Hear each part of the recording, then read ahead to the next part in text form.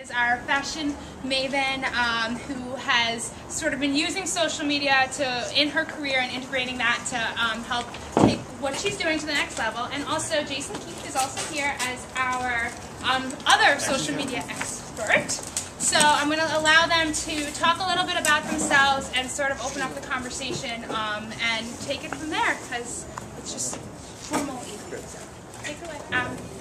There you go, Jason.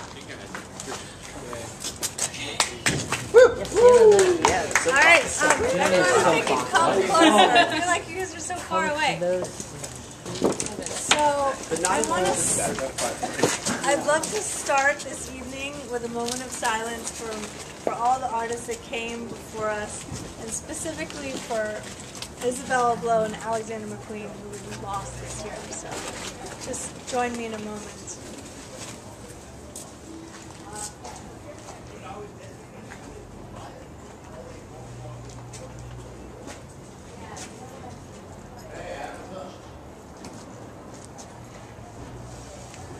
Thank you. So I want to take you back and tell you a little story about how I started my career as a fashion stylist. About 11 years ago in Boston, 1999, and I've just finished my degree at Boston University in French, and I have absolutely no intention of using my French degree, much to my mother's chagrin. And the only thing I was like, I want to learn to speak French so I can talk to all the fashionistas, French fashionistas. So I had been reading this local publication called The Improper Bostonian for 5 years, and I had seen it go from like sort of a magazine format to a glossy format, and I had realized that it had the lifestyle and had a lot of great parts to it, but it was missing fashion. And as a viewer, I thought that it could use it. So I managed to wrangle through hook and crook a meeting with the publisher, Mark Simonian. And I really just kind of worked a connection that I had loosely through his sister. And I went to his office and I, dressed up. I put on my coolest outfit and, thought really hard about what would represent me in terms of what I was wearing.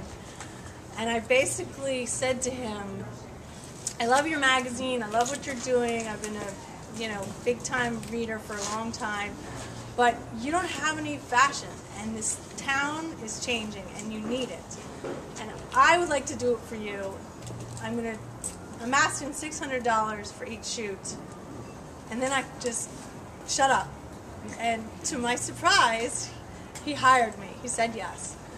And then I had to go about doing what I said I was going to do.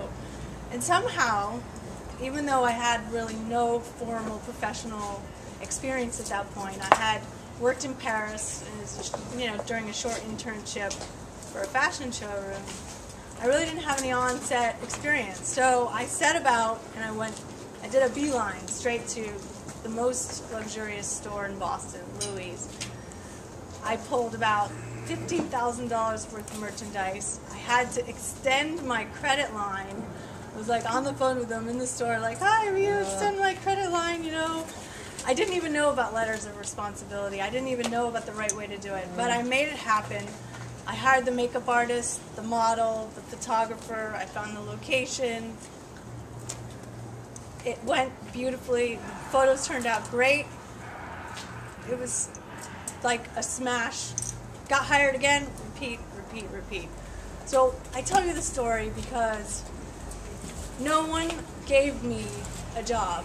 I had to tell this person how he could think of me. I had to tell the world what I wanted to be and how I wanted to be portrayed. And I see it as an amazing lesson as to, if you're an artist, which everyone pretty much is here, there's a moment where no one puts a sticker on your back. You have to live it. You have to own it. You have to claim your right. It's like claiming your seat in AA. It's like, I claim my seat. I'm an artist. So the second thing that I want to tell you about is my beginnings in New York as a stylist, where I started taking pretty much any job that was offered to me. I worked with babies, I worked with kids, I would work with dogs, you know, I didn't really care. I worked with Sean John. I basically spread the seeds really, really far. And what I figured out is that there was a lot that I decided had nothing to do with me, that was not me.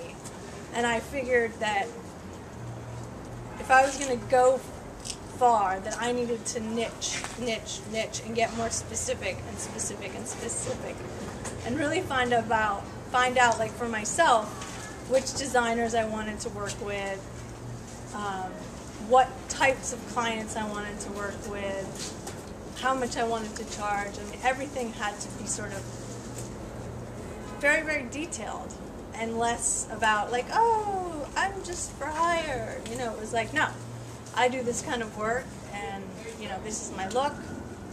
And I also saw a lot of other artists that were dishonest in their work. I saw a lot of lying, I saw a lot of stealing, and I really sat down and I thought long and hard about the morals that I wanted to have represent me.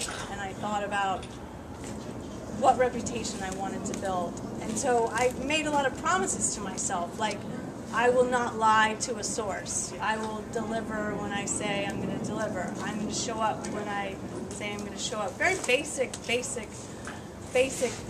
but I feel like when you go the extra mile and you thank someone that's helped you, or you follow up with someone, it goes really far.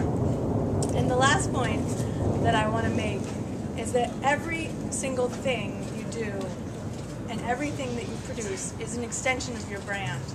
So be it your business card, your website, your Twitter page, your Facebook page, what you say at a party, everything you do, everything that you wear, everyone you hang out with, your friends in your Facebook page, all of that is a reflection of who you are and what you represent. Because in this day and age, we really, we no longer have to wait for people to cover us or people to show us in a way. We actually have control of our image.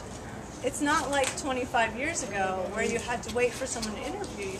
We now have all these crowdsourcing tools and free tools of the web that enable us to start our own online magazine, to start our own blog, to really sort of control our image and harness it.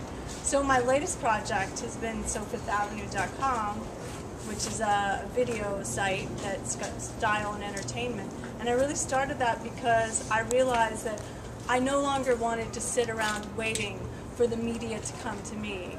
And I have, 10 years of experience with sources in New York City, all these wonderful designers that they are approaching me because they want to be photographed in, People magazine or Harper's Bazaar, and they're looking to me to put them in that magazine. And it's like, I no longer have to wait for that opportunity. I now have a venue where I can express my viewpoint and, my styles.